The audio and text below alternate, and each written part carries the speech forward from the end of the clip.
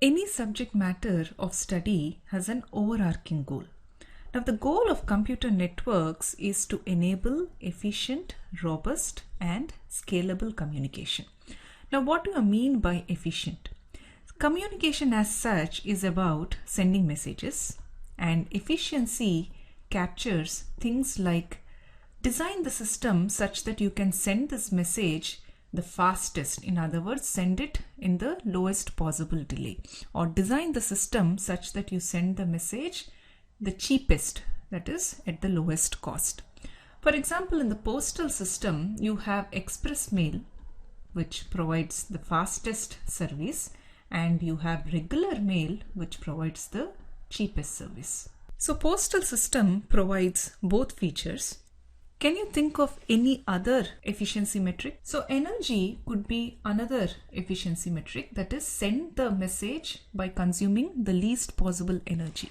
Robustness refers to delivery of messages in spite of failures. For example, in the postal system, if the postman is sick or if the boxes get mislabeled, for example, you put a Mumbai label on a box that is supposed to go to Chennai, finally the letters do get delivered. This is robustness against failures or errors.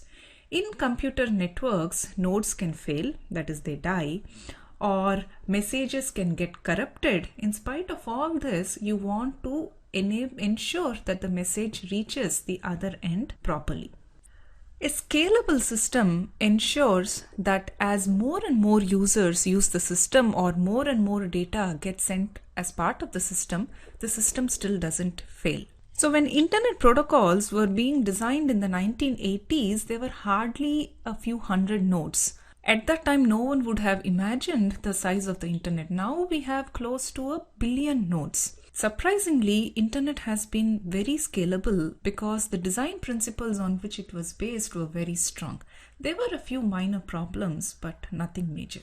So now that we have this grand goal, how do we go about achieving it? So a lot of focus is on technology development, that is design of the fastest, cheapest, or the most energy efficient routers, links, and hosts. Now that's with respect to hardware. Now to enable communication, you need to implement many functionalities. So these are implemented in the form of protocols. For example, you need to design protocols that provide reliability. You need to design protocols that can help route packets. You need to design protocols that help share the physical media. This physical media is nothing but a link. This is just a sample. There are many such protocols that we need to enable communication. Now, each of these protocols has a very specific goal. For example, when you're designing routing protocols, one of the goals could be to minimize overhead. What do I mean by this? Basically, send minimum number of messages such that you determine the paths that the packets have to take to go from a source to a destination. Now, if each protocol achieves its specific goal, this in turn helps to achieve the overarching goal, that of efficient, robust, and scalable communication.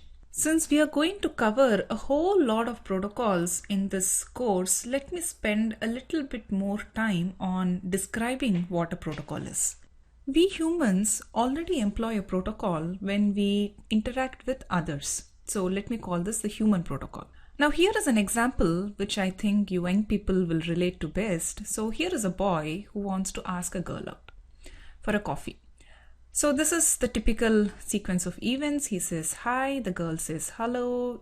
He says, do you want to go to coffee? And she'll say yes or no. So this is one scenario. So here is another scenario where the boy says a hi, the girl is not interested in him, so she ignores him.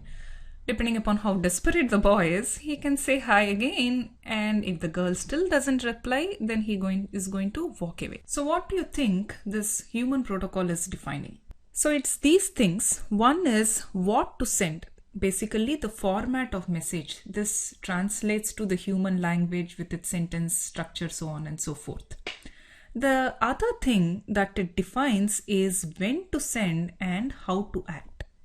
If you see, the boy has asked the question, do you want to go for a coffee, only after he got a response from the girl which showed that she was interested in him. Similarly, the boy walked away only when he concluded that the girl was not interested in him. So these are the rules of the protocol: when to send a message or how to act based on the contents of a message. So network protocols are very similar. All you're doing is replacing the humans with the nodes, and these nodes exchange messages. So you define a format of what are all the permittable messages that you can exchange. And then when you receive a message, you act on them. Even if you don't receive a message, you may act on them, like this guy where the boy walked away. In this case, you may time out and do something else. So as part of this course, we are going to cover a whole lot of protocols: TCP, IP, CSMA, spanning tree, so on and so forth. Remember, we were talking about goals. Like in real life, that is movies, before the hero gets the girl, he has to overcome a lot of challenges placed by the villain. So similarly in computer networks, before you can reach the goal, you have to overcome a whole lot of challenges. Life is full of trade-offs. The hero has to choose between the girl or his parents. Here in computer networks, we choose between either cost or delay or energy. So if you want the fastest service, you should be prepared to pay more. For example, in the postal system, the express mail is going to cost a lot more than the regular mail, but it also delivers the letter the fastest. So when you're designing the protocols, the challenge is often in striking the right balance between what your requirements are. I mean, do you go for the fastest design at the expense of a lot of money, or you're okay giving up a little bit of speed but at a lower cost?